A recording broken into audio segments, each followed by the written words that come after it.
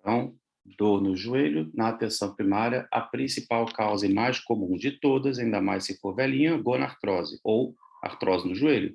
E a segunda causa mais comum agora no paciente adulto jovem é a condromalácia patelar.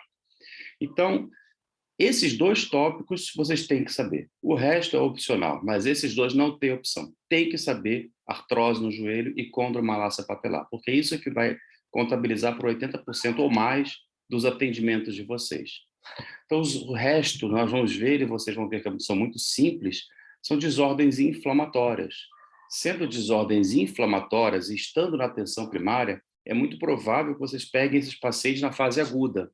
Logo, o tratamento vai ser gelo, repouso, anti-inflamatório e depois fisioterapia. A maior parte dos casos. Tá? Então, por exemplo, sinovite. Sinovite vocês vão tratar com anti-inflamatório, repouso e depois passou. Dor miofascial do joelho não é tão comum assim, mas vocês têm que ter como diagnóstico diferencial e têm que saber palpar alguns músculos ali. Cistos de Baker, os desvios posturais, portanto, o geno-varo, o geno-valgo, a retroversão, a anteversão, essas coisas nós vamos passar por isso. As bursites são as coisas mais fáceis ainda de tratar.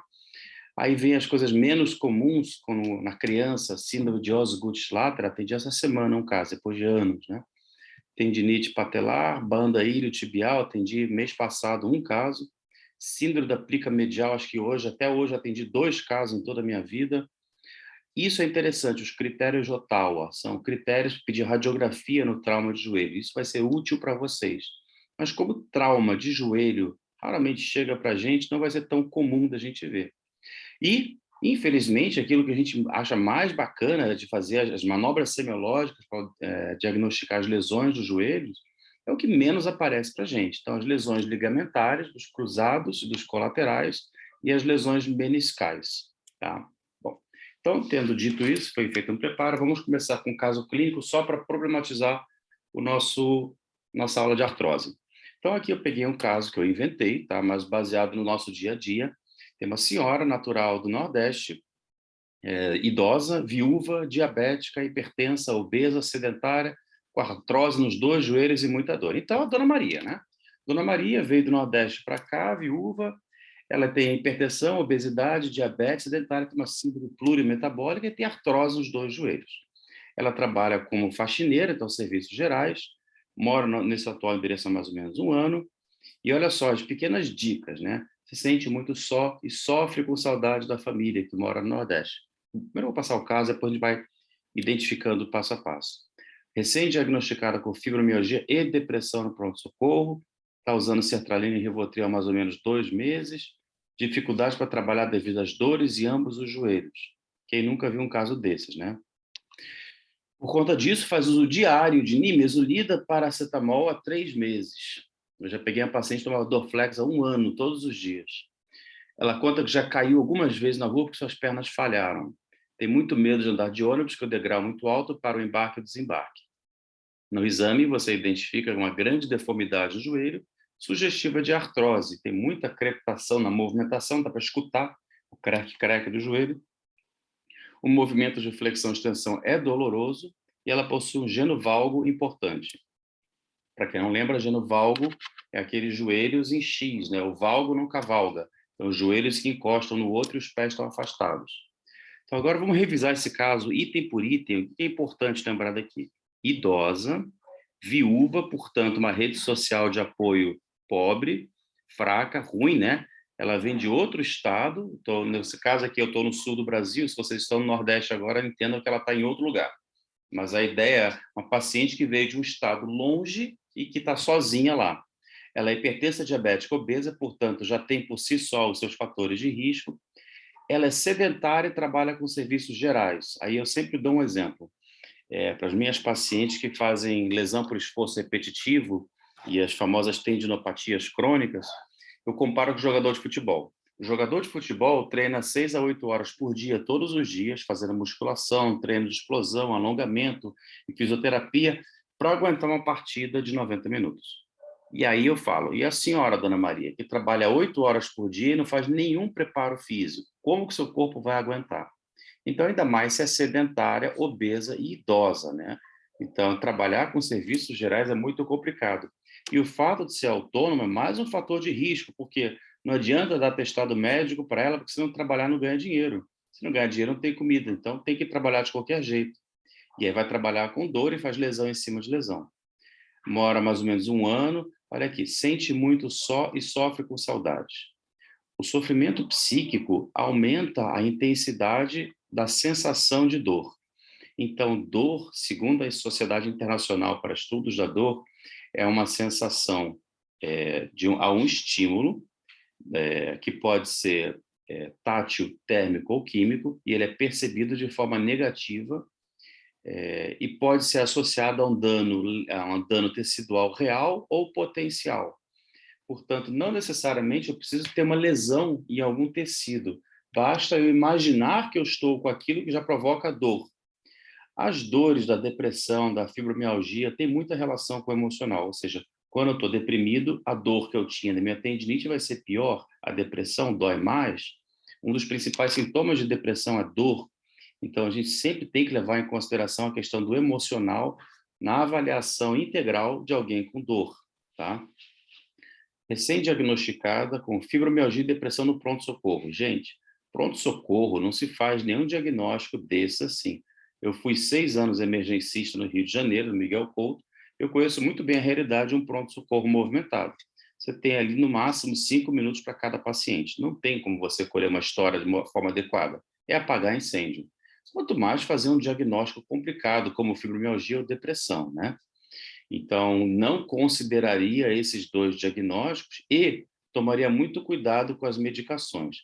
A sertralina, eu até poderia concordar, paciente idosa, sozinha, viúva, longe da família, poderia até ajudar um pouco, mas o Rivotril é perigoso, porque pode levar a sonolência, fraqueza, pode aumentar o risco de quedas, e aí ela vai fazer fratura de fêmur, ou então a gente tem um cuidado extra, ainda mais se ela está sozinha, né?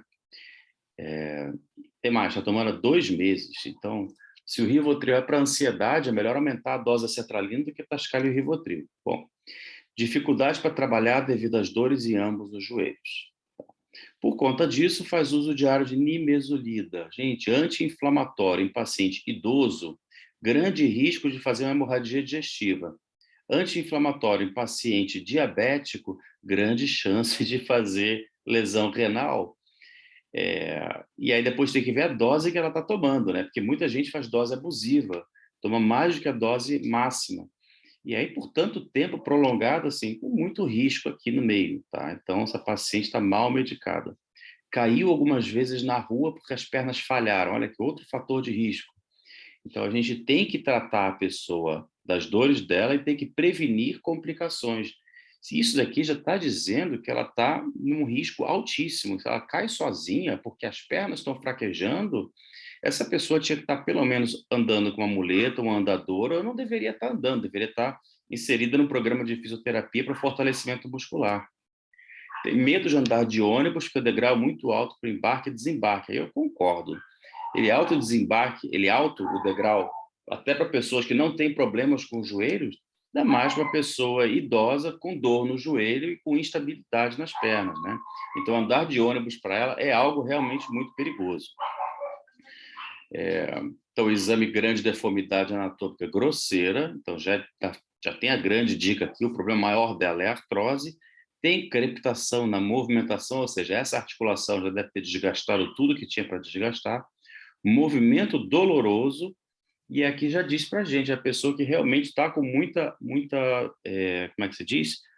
Disfunção, está com muita limitação funcional por causa dessa dor. Qual é a proposta?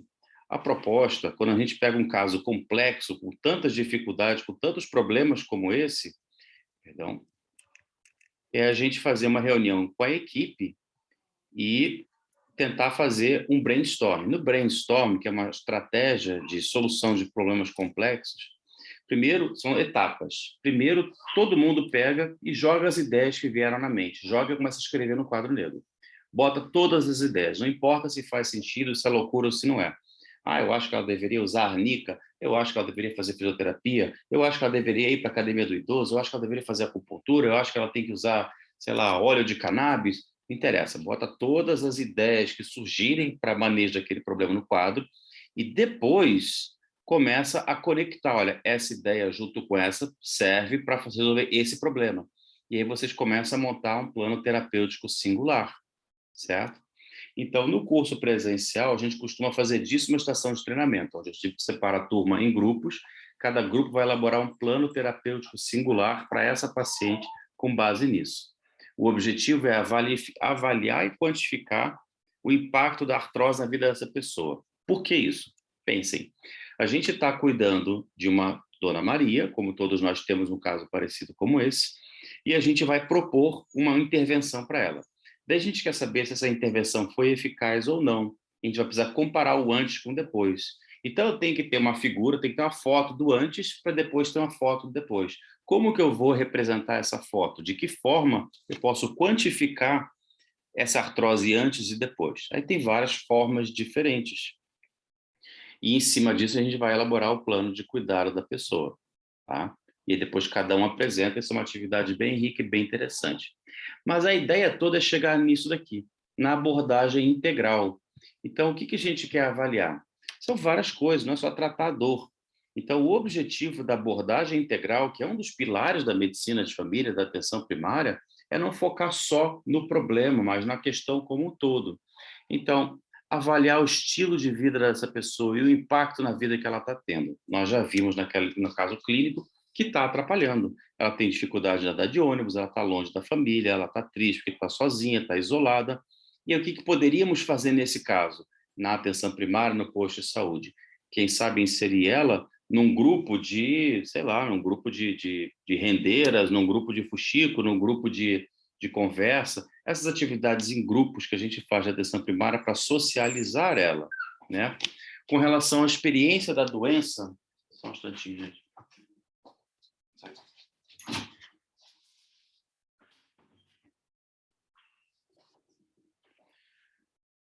Com relação à experiência da doença, é muito importante entender quais são as expectativas e os sentimentos que a pessoa tem com relação àquilo. Por quê? Tem muita gente que não faz ideia do que é uma artrose, o que pode acontecer. E eles perguntam assim, doutora, eu vou ficar boa? E aí você fica numa situação assim, bom, artrose é uma doença crônica, degenerativa, que vai piorar cada vez mais. Então a resposta seria não. Em vez de dar um não para a pessoa, você pode responder assim, bom, o que significa ficar bom? Ah, ficar bom é eu conseguir voltar a caminhar com o meu cachorrinho. Ah, bom, nesse caso eu acho que sim, eu acho que dá para a gente trabalhar para fazer isso acontecer. Então, saber responder de uma maneira que você não dizer um não de forma que a pessoa não saia magoada, triste ou para baixo. Ou falar a verdade de modo que não machuque a pessoa, tá? Então, trazer conhecimentos a respeito da doença, explicar para a pessoa, perguntar assim, olha, o que você entende sobre essa doença? Ah, nada. Bom, então aí você pode usar alguns exemplos. Eu gosto muito de usar o exemplo mais próximo da realidade que a pessoa consiga entender. Então, um exemplo que eu uso muito nesse caso, para explicar para meus pacientes homens, principalmente, é com relação ao pneu do carro. Falou, olha, o pneu do carro vai gastando, vai gastando, vai gastando, chega uma hora que o pneu está careca. E aí fica perigoso, e tem que trocar o pneu. E assim a gente começa a explicar numa linguagem que o paciente possa compreender. Usar jargão médico é a pior coisa que tem nesses momentos, gente. Então, muito cuidado a maneira que vocês comunicam e as palavras que vocês escolhem para usar na hora. Com relação ao desempenho laboral, ela falou que ela está tendo dificuldade para trabalhar por causa da dor dos joelhos. Bom, nesse caso a gente poderia pensar em algumas coisas, dentre elas muletas, órteses, medicação para dor, ou até mesmo fazer o seu trabalho de forma diferente, encontrar uma ergonomia melhor, não sei, seria ajustar o ambiente de trabalho domiciliar. Então vamos imaginar que a função dela é passar roupa. Em vez de fazer isso de pé, por que não pega uma cadeira elevada e faz sentada, né? Tem que pensar nisso. Com relação à qualidade do sono, isso é uma coisa que pouca gente presta atenção. Quando o assunto é dor crônica, é mandatório você investigar a qualidade do sono da pessoa. Porque quem dorme mal acorda cansado e com mais dor ainda. E aí vira um ciclo vicioso. Então, a pessoa precisa ter uma boa qualidade, não estou falando quantidade, qualidade de sono para poder minimamente pensar numa melhora da dor crônica. Não adianta tratar dor crônica, a pessoa dorme mal todos os dias. A rede social de apoio, por quê? Essa senhora está isolada, daqui a pouco, se ela já não está deprimida, daqui a pouco ela vai ficar deprimida porque ela está limitada, está longe da família, longe da cultura, longe dos amigos, não tem nenhuma rede social de apoio, não tem ninguém para conversar, é, vai deprimir. Na depressão tudo piora, quem sabe até ela não perde a vontade de viver e comete suicídio. Então, pensar na rede social de apoio, como eu falei, tentar incluir ela em grupos, se ela é uma pessoa religiosa, tentar trazer mais para próximo do pessoal do culto dela, da igreja dela, seja lá qual for a crença dela, mas tentar, de alguma forma, aproximar ela de outros seres humanos, tá? Estava lendo uma coisa muito bacana hoje, falando sobre a gravidade. E aí comparava assim como a gravidade atrai os planetas um em direção ao outro, dependendo da sua massa, da sua distância, os seres humanos também sentem uma atração de proximidade uns com os outros. Então, a gente precisa de contato, de presença física.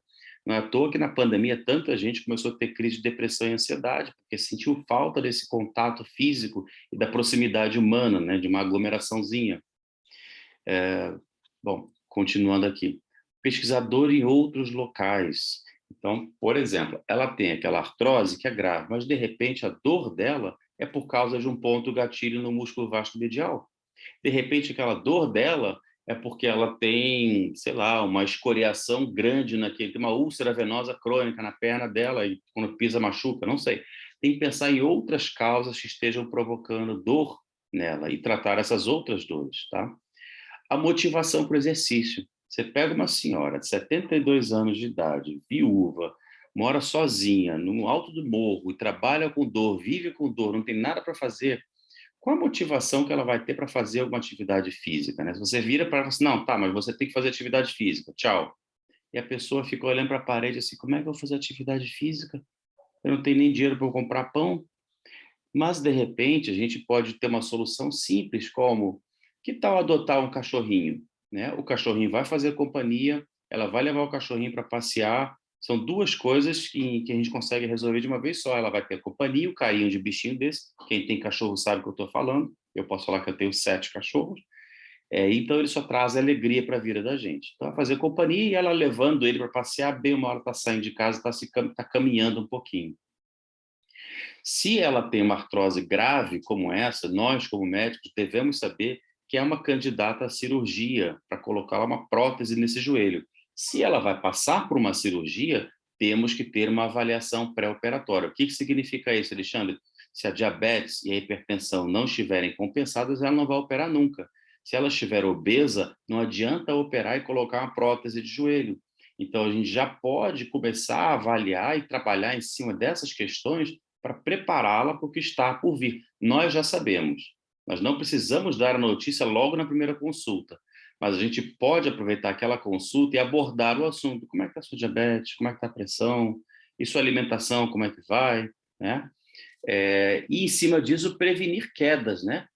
Tirar tapete que, porventura, tem até dentro da casa dela, colocar uma lâmpada acesa à noite, caso ela precise ir no banheiro e não tropeçar e não cair, corrimão no banheiro, essas coisas básicas para prevenir quedas. Então, fazer uma visita domiciliar para avaliar o ambiente doméstico dela é bem importante. Se tem escada, tem que ter um corrimão para ela poder se apoiar. E a avaliação de dor. Daí a gente tem que ver quais são as medicações que ela usa, no caso ela está usando nimesulida diariamente, que é uma péssima opção para idoso, e a nimesulida é para dor aguda, não é para dor crônica. Essa pessoa tem uma dor crônica. Para dor crônica, as melhores opções são os antidepressivos tricíclicos, dentre eles a duloxetina e a amitriptilina, ou os anticonvulsivantes, como a pregabalina e a gabapentina. Bom, desses eu posso dizer, pelo menos aqui em Florianópolis, a amitriptilina a prefeitura dá de graça. Não seria das melhores opções, porque a amitriptilina aumenta muito o apetite e, portanto, ganho de peso. Para quem tem obesidade e diabetes, não é uma boa opção. Mas os outros são caros e dão muito sono, também não são boas opções. Avaliar outras estratégias de cuidado. Então, quem sabe fazer sei lá, uma yoga, ou um tai chi chuan, ou auriculoterapia, acupuntura, fitoterapia, tem tantas coisas nas práticas integrativas e complementares que a gente pode sugerir a ela, né, que poderiam ajudar, que a gente tem que lembrar dessas questões. E avaliar decentemente se ela de fato tem depressão ou está em risco para deprimir, fora outros eventos estressantes, como violência perto de casa, ou violência ao idoso, enfim, tem outras coisas. Então, vejam, não é simples tratar alguém com artrose. As pessoas que têm artrose de joelho, na grande maioria, são idosos. E na nossa realidade, atenção primária, no Brasil, são idosos em situação de vulnerabilidade ou carência. Carência financeira, carência social, carência de isolamento afetivo. E não adianta só prescrever o paracetamol e ibuprofeno e achar que está tudo ok. Não vai, gente, não vai fazer a diferença. Não é isso. Eu entendo que, às vezes, a nossa rotina é corrida, não dá tempo de abordar tudo numa única consulta, tem muita coisa para preencher, para avaliar, e realmente não dá para fazer tudo numa única consulta. Daí que vem a nossa longitudinalidade. Marca uma próxima consulta, uma próxima, vai montar um plano terapêutico, e vai revê-la de tempos em tempos e avaliar como que ela está melhorando ou não. E aí entra aquela coisa que eu botei aqui na nossa abordagem, tem que avaliar e quantificar o impacto que a artrose tem nessa pessoa. Então, como é que a gente pode fazer isso? Hoje ela diz que tem muita dificuldade para o trabalho. E aí vocês podem quantificar da seguinte forma: Dona Maria, a senhora trabalha quantas horas por dia? 8 horas. Depois de quantas horas trabalhando, a senhora começa a sentir dor? Depois de 1 hora trabalhando. Então, tá bem. Então, você sabe que 1 hora de trabalho já provoca dor. Daqui a 6 meses, pergunta para ela: e agora, Dona Maria, quanto tempo demora para começar a sentir dor? 2 horas. Bom, então o tratamento está ajudando alguma coisa. Então, vocês têm um termômetro aí para quantificar se o tratamento de vocês está ajudando ou não. Aí vocês podem perguntar assim: e o ônibus? Está conseguindo subir e descer do ônibus com mais tranquilidade? Doutor, agora estou. Agora que eu fortaleci minha coxa, está bem melhor. Entendem? Então, é muito importante vocês terem esse feedback, tá? Bom, então agora que a gente fez o aquecimento, vamos entrar na aula de artrose, né? Qual é o problema maior da artrose? E que isso aqui te diz? Então, as minhas aulas usam muito imagens, né? Isso aqui diz que o ser humano começou a fazer escolhas ruins. Ele está obeso, pelo visto deve ser sedentário, tomando um copão de Coca-Cola, ou seja, se alimentando de coisas ruins, a cabeça está bem para frente, com uma corcunda aqui atrás, a péssima postura. Então, hábitos. Os nossos hábitos influenciam muito. Então, eu vou começar fazendo a brincadeira que eu sempre faço. Então, é matemática para homens, tá? Preste atenção. Olha só como a equação é simples. Cerveja mais televisão mais um sofá. O que vai dar essa equação, pessoal? O famoso pânceps, tá? Uma nova anatomia que a gente está inventando agora. O pânceps moderno, ele demora muito tempo para ser moldado, é difícil adquirir essa forma física. Nós nos esforçamos ferrenhamente durante muitos anos para adquirir esse shape, portanto, é uma coisa que não é fácil de conseguir. Nós nos orgulhamos disso, tá? Nós homens, e isso é um sinal de maturidade. Acho que todos os homens têm que ter um pânceps como esse. Isso aí, na verdade, é calo, é medalha no peito. Brincadeiras à parte, vamos voltar. Por que a grande maioria das pessoas carentes são obesas? Né? É uma discrepância. Não tem dinheiro para comer, mas é obeso. Como é que pode? Porque vai comer porcaria, vai comer pão, vai comer salsicha, vai comer miojo, vai comer fast food. Ou então, se o problema não for esse, fomos nós médicos, por exemplo, tá de plantão, tá na UPA, não tem jantar direito, aí pede uma pizza, vai na cantina, vai no food truck, aí tem um salgadinho, vai comendo aqui, vai comendo ali, só come porcaria, né? A nossa rotina, a rotina do médico, pelo menos quem é emergencista, que já trabalhou em emergência, hospital, é horrível, né? E aí também tem a questão do comodismo, a pessoa que fica deitada há muito tempo procrastinando, não quer fazer mais nada, televisão. Nos nossos tempos modernos, agora é só o WhatsApp, Instagram, Snapchat, essas porcarias, e a pessoa fica cada vez mais parada, cada vez menos em contato com a natureza, cada vez menos fazendo atividades físicas. Então, tudo isso contribui para a obesidade, e a obesidade é um dos maiores fatores de risco para a artrose do joelho, dentre outras coisas. Então, vamos lembrar que a obesidade por si só já é uma doença. Vamos começar a falar português bem claro, tá? Não é preconceito, não é mimimi, é doença, sim. Assim como infarto é uma doença, assim como câncer é uma doença, diabetes é uma doença. A obesidade mórbida é uma doença que provoca vários outros problemas. No caso aqui, o que nos interessa, então, é o problema artrogênico. Aí a pessoa pode tentar contra-argumentar, não, mas o meu osso é largo. Não, não é, o seu osso não é largo, o seu osso é exatamente igual ao da pessoa magra. Só o que diferencia é a sobrecarga que seus ossos e articulações estão sofrendo. E aqui nessa imagem, por mais chocante que possa parecer, e vocês sabem que é real, basta olhar a população norte-americana. 50% dos norte-americanos são obesos, 30% deles são obesos mórbidos, tá? E muitos deles precisam andar em carrinho, aqueles carrinhos elétricos que não aguentam nem mais caminhar. Então, as articulações que dependem do peso, da gravidade, então, coluna, quadril, joelho, pé e tornozelo, são as principais que sofrem com o peso, tá? Dentre as causas de artrose, temos as causas primárias e secundárias. Primárias é idoso. Todo idoso vai ter artrose, assim como todo idoso vai ter cabelo branco, não tem como fugir disso. Estresse mecânico, abre parênteses, é a mesma coisa que obesidade. A obesidade leva a estresse mecânico. Mas nisso também a gente pode pensar em pessoas que trabalham fazendo agachamento o tempo todo, toda hora flexionando o joelho, fazendo força com o joelho, ou características hereditárias que são menos comuns. Mas a nossa realidade, o dia a dia aqui, obesidade é disparada a principal causa de desgaste da cartilagem articular do joelho. As outras causas existem, mas na nossa realidade da atenção primária são infinitamente menos comuns do que a obesidade. Então vamos endereçar essa questão. Obesidade vai afetar, como eu disse, as articulações que dependem da gravidade, das forças externas. Então, se eu visto uma mochila, se eu carrego muito peso nas costas, por exemplo, é muito mais peso degenerando meu disco intervertebral, é mais peso forçando a articulação coxo-femoral, do joelho, do pé e tornozelo, tá? Então, não é apenas a questão do peso. Qual é a história evolutiva da artrose de joelho? Então, aqui vamos ver do início ao final. Com o passar do tempo, com a obesidade, com a idade, essa cartilagem começa a se desgastar até que a gente tem exposição do osso subcondral. Aí eu tenho contato de osso com osso, formam-se os osteófitos. Quando já não tem mais nada e a dor e limitação, o tratamento definitivo é a cirurgia para a colocação de uma prótese. E eu gosto de comparar falando que é como se fosse colocar uma ferradura no pé do cavalo, que é bem parecido com isso. Então, você tira aquele osso que estava desgastado, que já não exerce mais sua função primordial, e vai colocar uma prótese que vai ter a mesma função que a ferradura.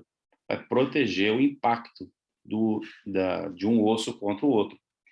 Essa prótese, para ela colocada aqui na tíbia, depois que inserida, parafusada, ela tem que grudar, ela tem que acimentar, é o termo técnico que se usa.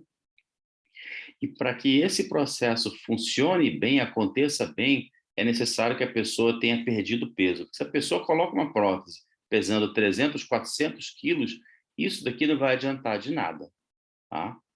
Isso aqui também explica o porquê que o ideal é fazer essa cirurgia apenas uma única vez. Porque depois, para tirar essa prótese e colocar uma segunda, esse processo de acimentar a prótese, de fixar a prótese no osso é muito mais difícil. Por conta disso, aí tem uma coisa bem importante para vocês entenderem. Em geral, os ortopedistas não querem nem olhar para a cara do paciente com dor no joelho que tem menos de 65 anos de idade. Chega a ser um dos critérios para operar o joelho, prótese de joelho, idade.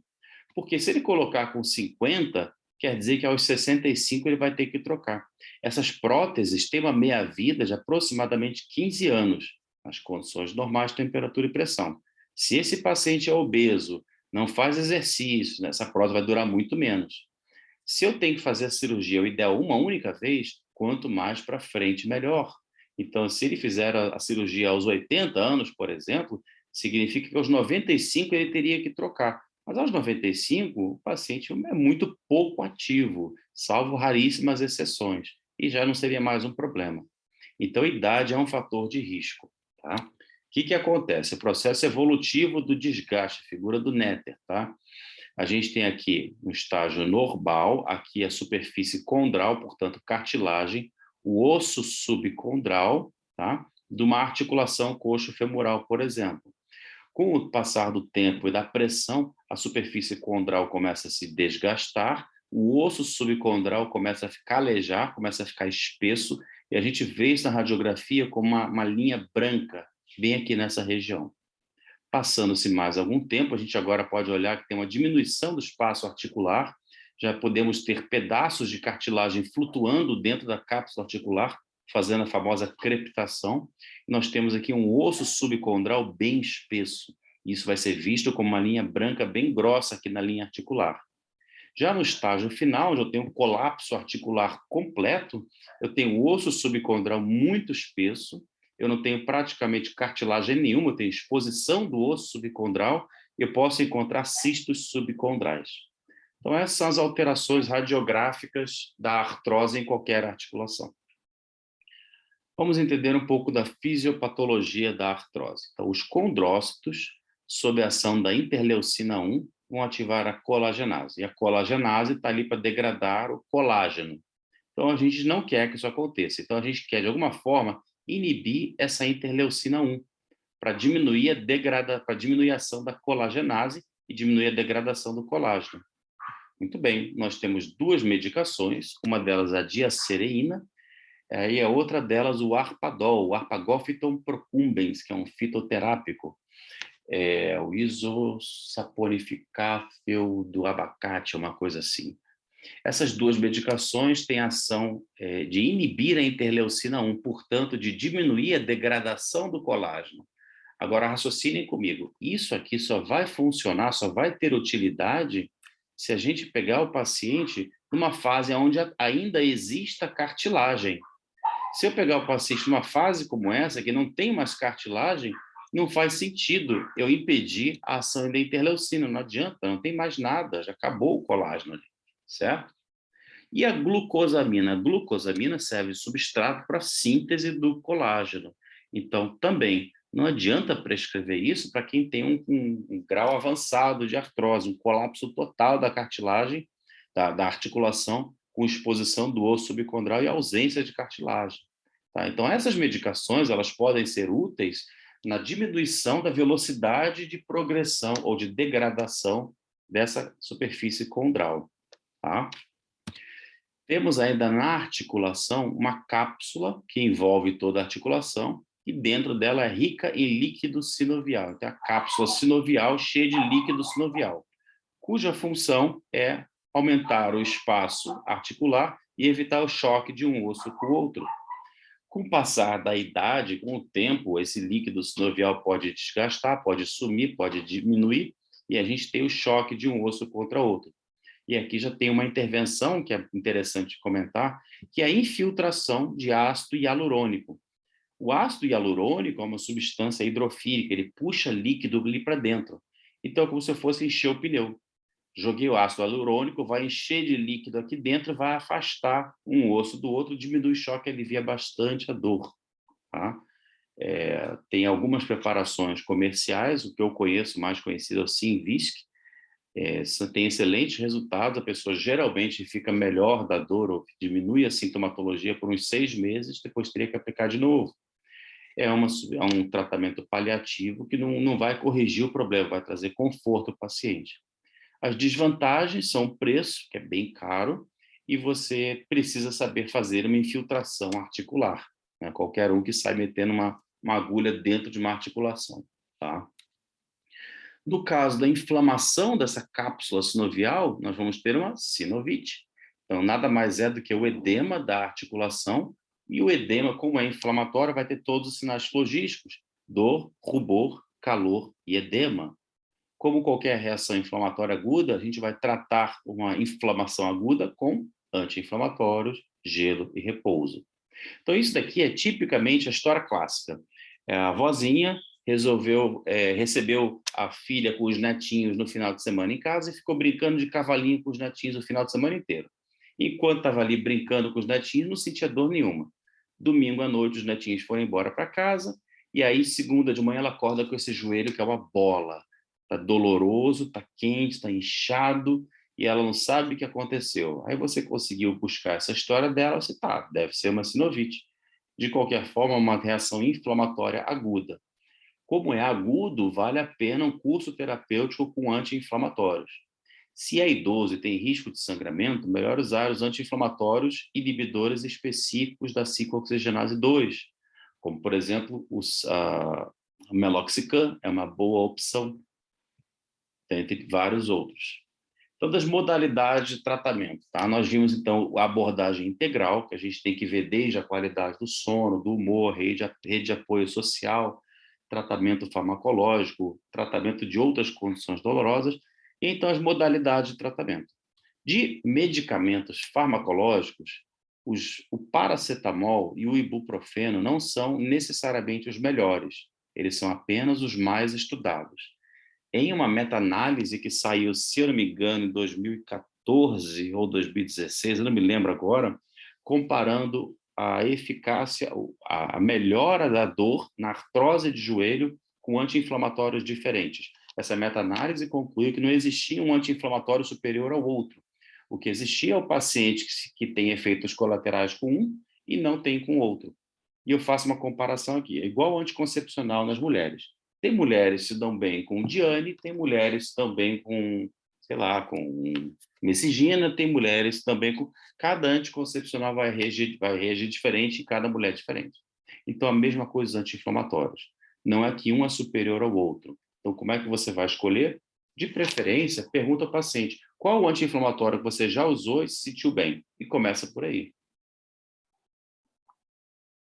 É importante lembrar, gente, com relação ao paracetamol, a dose máxima para um adulto é de 4 gramas dia. Não passar dessa dose, pelo risco de hepatotoxicidade, tá? Muito perigoso. Uma opção mais segura seria usar as formas tópicas de anti-inflamatório, Cataflan gel. Também é muito bom para outras articulações superficiais, como tornozelo, punho, cotovelo. Agora, articulações profundas, como coluna, quadril, não é uma boa opção. Se for para fazer infiltração de corticoide, tem vários corticoides diferentes. O que tem o melhor perfil é a triancinolona. E se você quer usar opioide para medicação de resgate da dor, as primeiras opções que a gente vai experimentar é codeína e o tramadol. Lembrando que a codeína pode, e com muita frequência, dar constipação, e que grande parte das nossas velhinhas são constipadas, quer você saiba ou não. Dos tratamentos não farmacológicos, aqui é uma coisa que todo médico de família tem que saber, tem que estimular, é educação e orientações sobre a doença, ou seja, fortalecer a musculatura da coxa e do quadril, perder peso, trabalhar na propriocepção, fazer atividades físicas, ou outras modalidades de tratamento, como as práticas integrativas. Então, aqui eu botei a acupuntura, mas poderia muito bem falar da auriculoterapia também. De repente, a pessoa ter um auxílio para caminhar ou para evitar quedas, como muletas, bengalas, e os estabilizadores de joelho, as famosas joelheiras. Como tratamento complementar, então aqui nós temos outras opções. Eu já falei do Arpadol, ele é popularmente conhecido como garra do diabo. A diacereína, os dois lembram, eles inibem a interleucina 1, evitando assim a ação da colagenase. A capsaicina é uma substância extraída da pimenta, ela é muito boa para articulações pequenas e superficiais, como o da mão especificamente. A glucosamina, na sua forma sulfatada, porque ela tem 3 formas diferentes. A forma sulfatada é melhor para a articulação do joelho. Só tem que lembrar que ela é feita da casca de crustáceos. Portanto, quem tem alergia a frutos do mar não pode consumir essa glucosamina. Então, só esse detalhe aí. E o tratamento carro-chefe, o que no final das contas vai acabar evoluindo, é para a prótese articular, que é o feijão com arroz do ortopedista especialista em joelho. Tá? O desbridamento cirúrgico, toalete articular, são medidas paliativas que vão melhorar momentaneamente, assim como a infiltração de corticoide ou de viscosuplementação com ácido hialurônico, não são definitivos. A prótese articular, sim, é o que pode realmente ajudar e mudar a qualidade de vida do paciente. A fase de transplante de cartilagem ainda está em estudo, mas existe essa possibilidade em alguns casos. Ok? Só para quem não Needle conhece, entry occurs at a point 1 centimeter. entender o que é a infiltração articular. Então, aqui na direita, a gente está vendo a cápsula articular, que é onde tem o líquido sinovial. E é ali que a gente vai tirar líquido ou colocar líquido. Então, no caso de uma sinovite, o intenso edema dificulta a mobilização do joelho. O procedimento é, primeiro que tudo, a asepsia total, técnica asséptica, anestesia local com lidocaína, sem vasoconstrictor. Depois que está anestesiado, vai entrar com uma agulha calibrosa, agulha rosa, no terço superior da patela, tangenciando a patela, entrando na cápsula. E a gente entra aspirando. Esse é um procedimento diagnóstico e terapêutico. Por quê? O líquido que sai daqui, ele pode ser hialino, como vocês vão ver aqui agora, ou citrino, que é o normal do líquido sinovial. Ele pode ser um líquido purulento, no caso de uma pioartrose, ou ele pode ser hemático, no caso de uma hemartrose, paciente anticoagulado, por exemplo. Então, isso aqui é um caso de paciente com uma sinovite. Vocês viram que ele já tirou 20 ml, está tirando mais uns 10 aqui. 20 não, mais até que uma seringa de 50, eu acho. Tirou um grande volume. E só para que vocês tenham ideia, o volume fisiológico da cápsula sinovial normalmente é de 3 a 5 ml. O ortopedista aqui, ele tirou algo perto de uns, sei lá, deixa eu ver aqui. Olha lá, a seringa deve ser uma seringa daquela de 50 ou 60 ml. Ele tirou muito líquido de dentro desse joelho da pessoa, tá? Então, é isso mesmo, é como se fosse uma paracentese de alívio no paciente com cirrose hepática. Então, aqui é uma artrocentese de alívio para a pessoa poder voltar a flexionar o joelho. Nós, da atenção primária, pegaremos um paciente, nossa Dona Maria. Quando que a gente vai encaminhar para o ortopedista? A nossa Dona Maria tem indicação de caminhar? Tem, Alexandre. Então, vamos lá. Se tem que fazer minha infiltração e eu não sei fazer, eu vou encaminhar. Se tem sinais radiológicos de artrose avançada, nós já vamos ver isso daqui a pouco. Falha no tratamento conservador, então você montou o plano terapêutico e está avaliando aí 3, 6 meses depois, ela continua ruim, não está melhorando, não consegue nem ir ao banheiro. E essa aqui acaba sendo a principal indicação, limitação funcional. Então, quando o paciente tem uma grave limitação funcional, não consegue mais fazer as coisas do seu dia a dia, isso acaba sendo mais importante de qualquer outra indicação para encaminhamento ao ortopedista. Agora, o ortopedista só vai operar dependendo de algumas coisas. Se o paciente tem menos de 65 anos de idade, a tentativa é sempre de empurrar para frente, porque antes dos 65 não é uma boa opção. Se o paciente não tem completa perda da função, também vamos empurrar com a barriga, o ideal é operar o mais tarde possível. Se o paciente não tem um grande desvio de eixo, aquele joelho bem torto, né, ingenovar ou genovalgo, também não, e a deformidade mecânica, tá? Bom, vamos parar por aqui, perguntar se tem alguma dúvida até o momento, pessoal. Vamos lá. Alguma dúvida? Alexandre, você falou do preço daquele ácido, de colocar ácido hialurônico? Sim, desculpa. Quanto que é mais ou menos esse preço? A última vez que eu vi estava na faixa de 700, 800 reais. Hoje deve estar custando perto dos R$ 1.000. Uma coisa que vai durar em torno de 6 meses. Então, Exato. é barato, entendeu? Mas é bom, é uma boa opção, mas é caro. Tá? Assim como algumas outras opções de tratamento, eu falei do Arpadol, mas existe uma outra também chamada Piascledine, que também é um isosaponificável desses, que é muito bom, mas também é muito caro, coisas de 200, 300 reais. Então, as coisas são muito fora da nossa realidade, eu não acrescento aqui na aula, porque acho que a maioria de vocês, se não todos, trabalham como eu na atenção primária do SUS. No consultório particular, você pode lançar mão, pode oferecer essas coisas, a condição é diferente. Tá? Hoje a aula vai estender um pouquinho mais, tá? Porque eu tive que falar dessa parte de artrose, que é bem importante. Se vocês não viram algum paciente de vocês na cabeça de vocês enquanto eu estava falando, provavelmente na segunda parte da aula agora vocês vão ver, tá? Então vamos voltar para cá.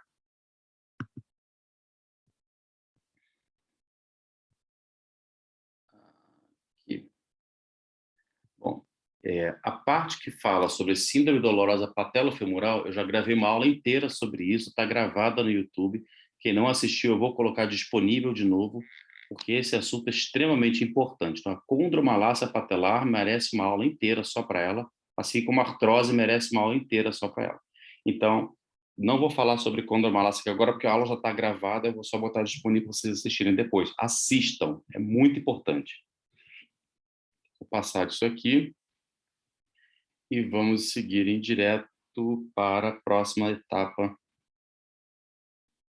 que é menos importante, que é menos comum para a gente. Vamos lá. Bursites. Quando que eu vou suspeitar de uma bursite? Quando eu tenho dor local. É uma inflamação no local. Então, se o paciente coloca a mão na frente da patela e diz que dói só aqui, e você vê sinais flogísticos, ele tem a bursite na bursa pré-patelar. Se ele tem uma dor localizada só na região suprapatelar e que piora quando você aperta essa região, vamos pensar na bursite suprapatelar e assim por diante. Das bursas, a mais interessante é a bursa anserina ou pata de ganso. Eu já vou explicar o porquê. Mas antes, só para mostrar para vocês, isso aqui era uma senhora de 90 anos de idade que eu atendia e que um dia ela resolveu ajudar a filha dela que havia se mudado e passou o dia inteiro ajoelhado no chão de madeira esfregando o chão. Então, muita pressão em cima da patela inflamou a bursa pré-patelar, está ali o ovo. Estava quente, dolorido e inchado. Então, o tratamento foram 3 dias de anti-inflamatório, resolveu, acabou. E gelinho, né? E repouso. Resolveu. O Osgood Schlatter, eu atendi essa semana passada, agora uma criança, chegou exatamente com isso. Tinha uma protuberância óssea nessa superfície, na linha de crescimento ósseo, na tuberosidade anterior da tíbia, dor local e piora quando corre, quando pula, quando joga futebol. Essa era a queixa da criança, de 12, 11 anos de idade. Então, isso é muito comum, tá? Também conhecida como apofisite tibial, e o mecanismo é o seguinte: o excesso de tração no tendão patelar provoca um discreto descolamento dessa tuberosidade anterior da tíbia, justamente porque fica na linha de crescimento ósseo, portanto, é um osso menos resistente. E aí, então, esse descolamento ele é seguido de uma nova calcificação, e aí, então a gente começa a ter esse calo ósseo. Isso é mais comum em meninos do que nas meninas. Tá? Então, o Osgood-Schlatter é uma inflamação temporária que piora toda vez que eu tenho uma tração maior em cima desse tendão. Qual que é o tratamento? Repouso, vai parar de jogar bola, pular durante um tempo, um gelinho anti-inflamatório e depois voltar aos poucos às atividades. Desde que não provoque dor, ele pode ir voltando. Tá? A mesma coisa o tendão patelar. Então, o tendão patelar ele pode inflamar na sua origem ou na sua inserção. Na sua inserção, a gente vai chamar de Osgood-Schlatter. Na sua origem, a gente vai chamar de tendinopatia patelar. Então, vai piorar toda vez que a gente apertar, toda vez que tracionar ou esticar esse tendão. É uma dor vaga, não é uma dor muito intensa. No raio-x não vai mostrar, porque raio-x só mostra osso. E o tratamento na fase aguda, gelo, repouso e anti-inflamatório, sem nenhum estresse, tá? Colocou a mão, apertou, doeu. A dor é só local, a dor não espalha. Isso é uma característica da dor inflamatória. A dor inflamatória não irradia, ela só dói localmente. A síndrome da plica medial. Vamos lá, a plica medial é como o nosso apêndice, só serve para dar dor de cabeça. Então, a plica é um remanescente da cápsula sinovial, é um excesso de pele da cápsula sinovial, e que fica nesse trajeto daqui. E, eventualmente, ela pode dar um nó, ela pode dobrar-se sobre o seu próprio eixo e provocar uma inflamação. Então, o paciente vai chegar para você com uma história de que estava dormindo, estava deitado, estava sentado, de repente, do nada, começou a sentir uma dor nessa região daqui. Então, não é traumático, não teve uma entorse, não teve uma sobrecarga, não teve nada. Apenas um dia começou a provocar dor. E como é que eu vou saber que é isso? Porque é uma inflamação, logo vai doer quando palpar. Então, eu vou palpar essa região e vai reproduzir a dor do paciente, a dor não irradia. É uma dor inflamatória, a gente vai tratar, como sempre, gelo, repouso, anti-inflamatório. Estou só vendo aqui no chat, perguntaram, a condropatia patelar é sinônimo de condromalácia patelar? Essa definição tem na aula de condromalácia patelar. Então, assista lá que você vai ver essa diferença. Aqui vocês podem ver, portanto, a cápsula articular e a pelezinha dobrando sobre o seu próprio, está enrugada, tá vendo? Aí inflama, e aí provoca dor, e fica bem nesse trajeto. E é só na região medial do joelho, tá? Trauma. Então, vamos falar das regras de Ottawa, né? Então, alguém chegou, caiu de bicicleta, torceu o joelho no futebol, aconteceu alguma coisa, estava numa festa, caiu em cima do joelho, está todo ralado, ensanguentado. Precisa radiografar? Como é que vocês vão saber, né? Já volto aqui. Segundo as regras de Ottawa. As regras de Ottawa têm uma sensibilidade de 97%. Portanto, é extremamente sensível. O que vai acontecer? Se o paciente caiu, torceu, bateu, machucou, teve um acidente, qualquer coisa, e está com dor no joelho, pede para ele andar. Se ele conseguir caminhar pelo menos 4 passos sozinho, beleza, não precisa. Mas se ele não consegue andar nem 2, nem 3 passos, radiografa. Se é um paciente com mais de 55 anos de idade, está com dor no joelho depois de um trauma, radiografa. Na cabeça da fíbula, passa o nervo fibular comum. Se eu tenho trauma na cabeça da fíbula, ou dor na palpação da cabeça da fíbula, você tem que investigar uma fratura, porque então eu posso ter lesão consequente no nervo fibular. Se o paciente não consegue flexionar o joelho 90 graus, logo depois do trauma, radiografa. E se você pegou, palpou e mexeu na patela e ele está com muita dor, não consegue, não tolera movimentar, radiografa. Então, se não tem nenhum desses, não precisa radiografar. E eu vou parar aqui, interromper e contar para vocês uma historinha. Eu tinha acabado de voltar do Congresso Brasileiro de Medicina de Família, se não me engano, foi em Brasília. Eu tinha dado uma aula sobre isso, no domingo à noite, né? Na segunda-feira de manhã, estou no posto de saúde. Fui almoçar, quando eu volto do almoço, chega a enfermeira com os olhos arregalados para mim. Alexandre, uma criança foi atropelada na porta do posto. Vamos lá ver. Vamos lá ver. Quando eu chego, eu vejo a bicicleta um pouco amassada, a criança sentada no acostamento, com o joelho, abraçando o joelho encolhido, né? Mais de 90 graus. E assim, eu vi que era um ralado pequeno, pouca coisa, estava chorando, não foi nada de grave o acidente, obviamente não teve nenhuma fratura. E aí tá, eu entendi, o carro bateu na bicicleta, a criança caiu de bicicleta e bateu com o joelho no chão. E aí eu lembrei disso, então vamos lá. O joelho já estava flexionado, só pedi para ela esticar e dobrar de novo. Ele esticou e dobrou, nenhum problema. Aí eu fui ali, palpei a cabeça da fíbula, nenhuma dor. Peguei a patela dele, mexi um pouquinho, nenhuma dor. Ajudei ele a ficar de pé, vamos andar um pouquinho? E ele conseguiu andar. Eu falei, pode ir embora, pode ir para casa, bota o gelinho, fala com a sua mãe que está tudo bem. E voltei para o posto de saúde contente, alegre, que eu fiz um bom atendimento. Algumas horas se passaram, chegou a mãe da criança. E aí eu achando ingenuamente que ela veio me agradecer, não. Ela veio berrando no corredor do posto de saúde, me xingando de todos os nomes que vocês possam imaginar, falando que eu não poderia tratar o filho dela daquele jeito, que o filho dela não é cachorro, que o filho dela tinha que ir para o ortopedista, tinha que pedir raio-x. E aí eu fiquei pensando, poxa, minha agenda está lotada, o posto está cheio, tem um bocado de coisa para fazer. Se eu for explicar para ela o que é sensibilidade, especificidade, eu vou gastar muito tempo. Deixei ela me xingando e continuei meu atendimento, porque eu sabia o que estava certo. Eu tinha muita segurança no que eu tinha feito e de que aquela criança não teve nenhuma fratura. Mas por quê? Porque eu lembrei das regras de Ottawa. Então fica essa historinha para ilustrar como que é importante conhecer isso. Vocês terem critério para dizer, radiografa, não precisa radiografar, vai na fé, vai feliz, vai ficar tudo bem, tá? Bom, então até agora vocês perceberam que grande parte dos problemas do joelho, salvo a artrose, são problemas inflamatórios agudos. Quando há uma inflamação, a dor não irradia, a dor é apenas local. Sendo assim, grande parte dos diagnósticos vai vir pela anatomia. Então, olha, dor na região da patela, na região anterior do joelho, o que pode ser? Eu posso ter uma bursite suprapatelar, pré-patelar, infrapatelar. Eu posso ter uma condromalácia patelar, ou eu posso ter uma doença de Osgood-Schlatter, ou uma inflamação no tendão patelar. É só pensar na anatomia, o que eu tenho ali, o que pode inflamar. Seguindo essa linha de raciocínio, o que tem na lateral do joelho? Na lateral, quanto na medial, tem os ligamentos colaterais, eu tenho os meniscos medial e lateral, e na lateral do joelho eu tenho ainda a questão da banda iliotibial, que vou falar mais tarde.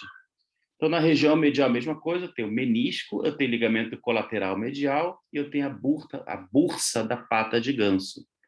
E na região posterior do joelho tem lá o que todo mundo gosta de falar, o cisto de Baker, que é um cisto poplíteo, é um cisto sinovial, igual aquele que a gente tem no punho. Muitas pessoas têm no punho, é a mesma coisa, é um cisto sinovial, não tem que fazer nada, o repouso geralmente resolve. Eventualmente, não é comum lesão do ligamento cruzado posterior. Tá? Então, das desordens inflamatórias, veja bem que eu estou sendo bem específico. Quando a gente fala de dor inflamatória no joelho, a gente pode pensar em compartimentos. Tá? Por que você está falando isso, Alexandre? Porque existem as dores miofaciais do joelho. Eu não vou entrar nisso agora. A gente vai ficar só nas dores inflamatórias do joelho. Tá? Então, se eu estiver pensando numa lesão do ligamento colateral lateral, eu tenho que entender o mecanismo do trauma. Então, se o cara levou um chute na face interna do joelho e o joelho arqueou para fora, esse ligamento está frouxo. E como é que a gente vai avaliar isso? Fazendo o teste de estresse. O teste de estresse, deixa a janela aqui, posso ter o estresse em varo e o estresse em valgo. Aqui ele está fazendo estresse em varo, tá? Está empurrando o pé para dentro e o joelho para fora. Está tentando estressar o ligamento colateral lateral. No teste, numa suspeita de ligamento colateral medial, então aqui vocês estão vendo, a colateral medial rompeu o mecanismo do trauma. Eu estava jogando futebol, o cara foi dar um carrinho na bola, foi em cima do meu joelho veio para dentro. Está suspeitando de que houve uma lesão no ligamento colateral medial, você vai fazer o teste de estresse em valgo. Mas Alexandre, como é que eu vou saber se está frouxo, se não está, se rompeu, se não está? Fácil, compara com o outro lado. O exame tem que ser simétrico, tá? E aqui mais um detalhe. Por que o joelho está levemente flexionado? Porque se ele estiver completamente esticado, a anatomia do fêmur e da tíbia, um encaixando sobre o outro, já estabelece uma certa estabilidade. Se eu flexiono um pouquinho, 10 a 20 graus, 20 a 30 graus, eu quebro essa estabilidade estática e a única coisa que vai manter esse joelho estável é o ligamento. Então, é uma forma de sensibilizar o meu exame. Tá? O caso do ligamento cruzado anterior. Então, de novo, vocês têm que conhecer o mecanismo do trauma, a biomecânica do movimento. Eu peguei essa animação, mas serve para o jogador de futebol. Se o pé está firmado no chão e o corpo vira, mas a perna fica, eu vou ter essa entorse do joelho. E essa entorse do joelho vai favorecer o estiramento ou uma ruptura do ligamento cruzado anterior.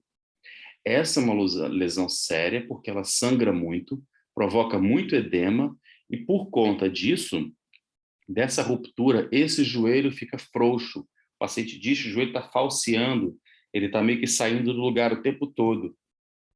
Tá?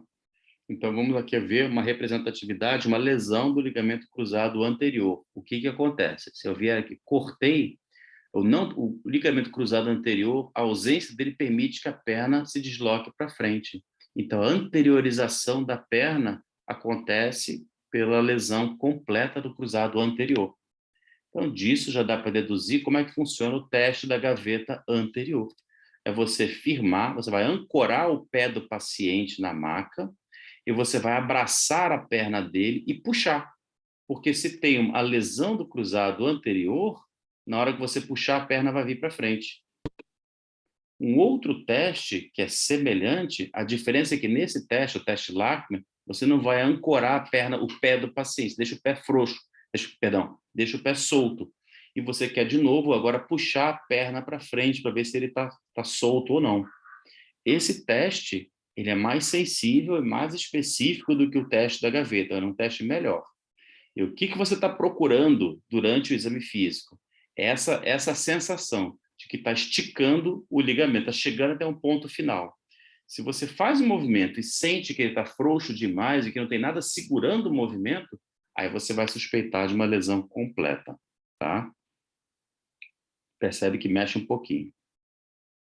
Bom, ligamento cruzado posterior. Está aqui o nosso querido Anderson Silva, sendo bem carinhoso com seu oponente. E dá para imaginar o que vai acontecer com o cruzado posterior. Portanto, o mecanismo do trauma, esse joelho foi para trás, o que pode ter acontecido? Mesma coisa aqui, acidente automobilístico, colisão frontal, o painel vai de encontro à perna e empurra a perna para trás. Isso leva a uma lesão do ligamento cruzado posterior e a perna fica arqueada desse jeito. Isso aqui é conhecido como sag test. Então, a ausência do ligamento cruzado posterior. Aqui vocês podem ver o que é um teste da gaveta positivo. Então, olha só, o sag test, olha como a perna fica arqueada aqui, tá vendo? Olha. Então, uma lesão completa do ligamento longitudinal posterior. E ele compara com o outro lado. Como eu disse, como é que eu vou saber se é frouxo ou não, Alexandre? Compara com o outro lado. Aí vocês podem ver a grande diferença. Então, gente, não fiquem preocupados. Se for uma lesão completa, vai ser muito discrepante, vai chamar muita atenção. Se não for uma coisa muito discrepante, é porque não é uma lesão completa. Logo, o tratamento é conservador. O tratamento vai ser considerado cirúrgico se for uma lesão completa, que é o que vocês estão vendo aí. Ok? Então, o teste da gaveta posterior é igual ao da anterior, só que em vez de puxar, vocês vão empurrar a perna, tá? E o objetivo é ver aquela mobilização que vocês viram ali acontecendo. Com relação aos meniscos, as lesões meniscais, já estamos acabando, tá? O menisco, gente, é como se fosse a nossa orelha. Pega a orelha de vocês agora no momento, mexe um pouquinho nela. Nota como que ela é bem delicada. Agora, coloca essa orelha embaixo do fêmur de uma pessoa de 80, 100 quilos, e aí, de repente, faz uma entorse.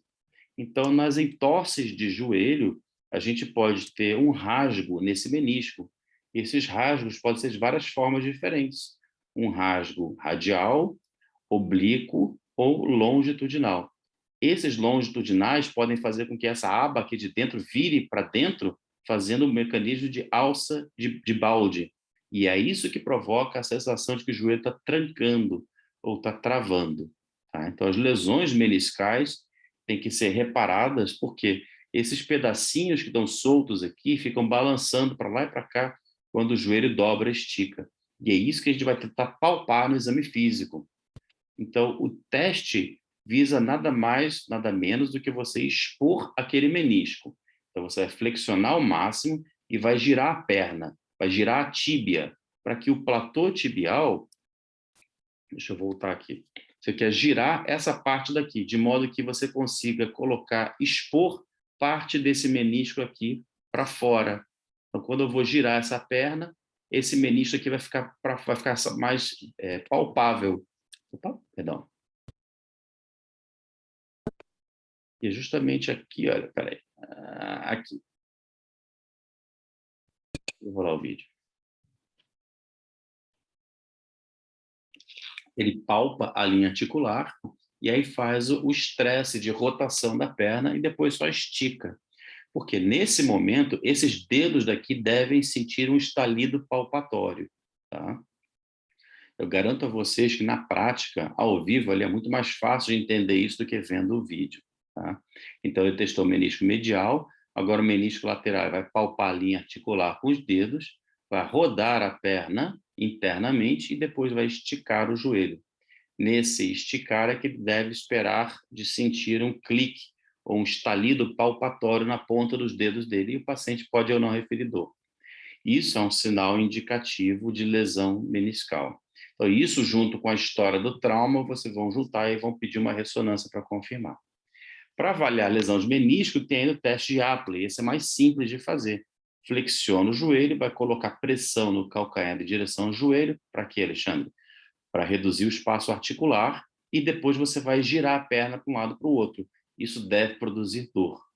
Se produzir dor, você vai fazer o teste confirmatório. Você apoia seu joelho em cima da coxa dele e vai puxar a perna para cima, para afastar o fêmur da tíbia. E depois vai girar. Então, aqui não deve provocar dor.